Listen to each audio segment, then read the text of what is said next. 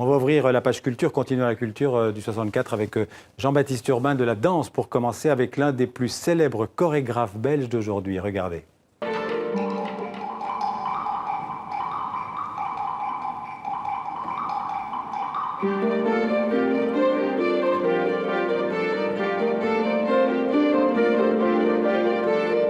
Understand is to perceive patterns. Now, of course, what this means is that true comprehension comes when the dots are revealed and you get Stephen Johnson's long view when you see the big picture.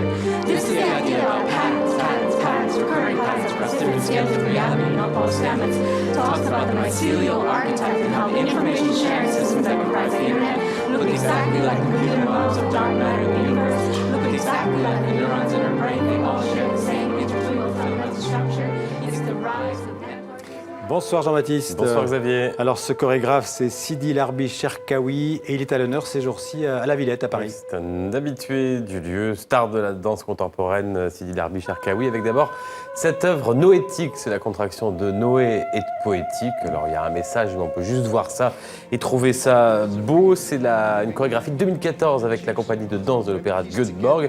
Ils sont 19 danseurs et c'est 1 heure de spectacle avec, vous le voyez, le thème du cercle, du cycle, des ronds, le mouvement perpétuel avec aussi ces étonnantes rosaces au sol et dans l'air. Ça, c'est jusqu'à demain à Paris. Et puis, autre spectacle, toujours à Paris, toujours à la Villette. Et toujours avec, mais aussi avec Sidi Larbi Cherkaoui. Là, c'est un nouveau spectacle avec 5 hommes. On est entre cirque, entre hip-hop et bien sûr danse. Et parce qu'il est aussi danseur. Il est aussi danseur. Et là, il est sur scène. Ça s'appelle Fractus 5. On va le dire en français. Voici un extrait. The point is you have to work. That's why the indoctrination system is so successful. A very few people are going to have the time or the energy or the commitment to carry out the constant battle that's required to get outside of the usual propaganda.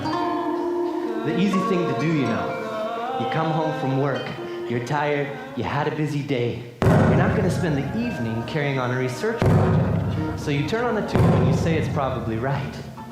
If you look at the headlines in the papers, you watch the sports or something, that's basically how the system of indoctrination works. Because of course the stuff is out there. Alors on va rester au parc de la Villette à Paris qui s'apprête à prendre des airs de fête foraine mais sportive. Oui, alors, ça commence dimanche, ça va durer 1 mois et c'est en cours d'installation. Regardez avec ces manèges un peu vintage, là vous voyez l'installation, mais aussi toute une fête autour du football, car ça ne vous a pas échappé, Xavier. Dans une semaine, c'est le début de l'Euro, avec donc au programme des ateliers culturels, des ateliers sportifs, des cafés au sport éphémères et pour assister au match également, ces cafés des sports. Et sur le modèle de la Grande Galerie du Louvre, la Grande Galerie du football, exposition d'œuvres contemporaines avec un thème commun, le foot, le ballon rond. Chaussons nos crampons, on part sur le terrain.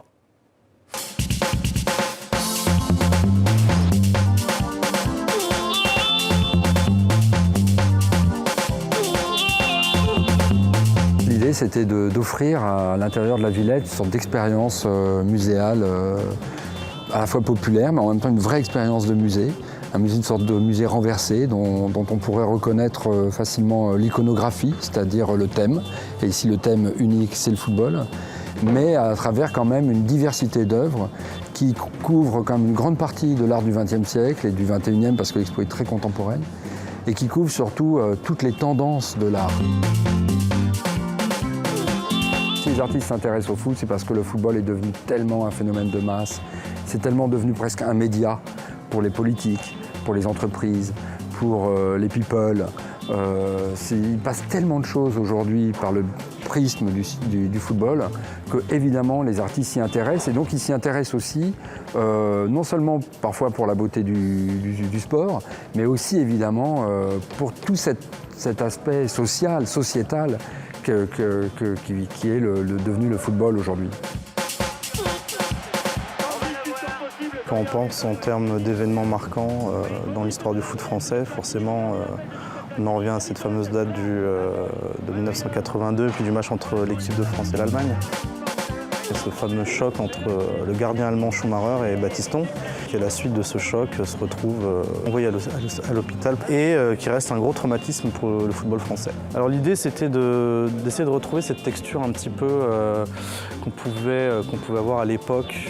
C'est-à-dire que quand on regardait des matchs, on avait ces fameux ralentis qui en fait n'étaient pas des ralentis, hein. On avait plus de bugs et de stries comme ça dans l'image. Donc j'ai retraité les images de manière à retrouver un peu cette texture, ce grain. Et parce que ces images, en fait, on s'en souvient comme ça.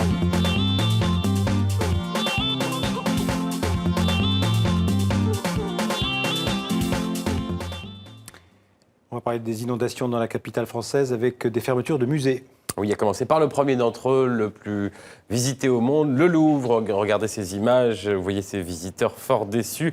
Aujourd'hui, devant les portes closes de la pyramide, il s'agit de mettre à l'abri des œuvres stockées dans les réserves et menacées par la crue de la Seine. Les œuvres innombrables, ça va des grandes peintures jusqu'aux petits objets archéologiques sont déplacés dans les étages supérieurs, mais à titre préventif, précise le musée. Actuellement, il n'y a pas d'inondation, pas d'infiltration au musée du Louvre. Les collections ne sont pas en danger, le palais n'est pas en danger, donc le public non plus. Mais si nous prenons la précaution de fermer à 5,50 m, c'est justement pour disposer des 3 jours nécessaires. Donc, si la crue continue à s'accroître, pour pouvoir évacuer dans des conditions satisfaisantes les collections. Voilà, et puis progressivement, incrémentiellement, d'autres musées sont également fermés là aussi pour des opérations préventives. C'est le cas juste en face du Louvre, du musée d'Orsay, fermé d'ailleurs jusqu'à mardi. Pas de public non plus pour la bibliothèque François Mitterrand. Le Grand Palais vient également d'annoncer sa fermeture. En revanche, le musée du Quai Branly, lui aussi en bord de Seine, reste ouvert pour l'instant. Il faut dire que c'est une construction beaucoup plus récente. Merci Jean-Baptiste pour cette précision étymologique.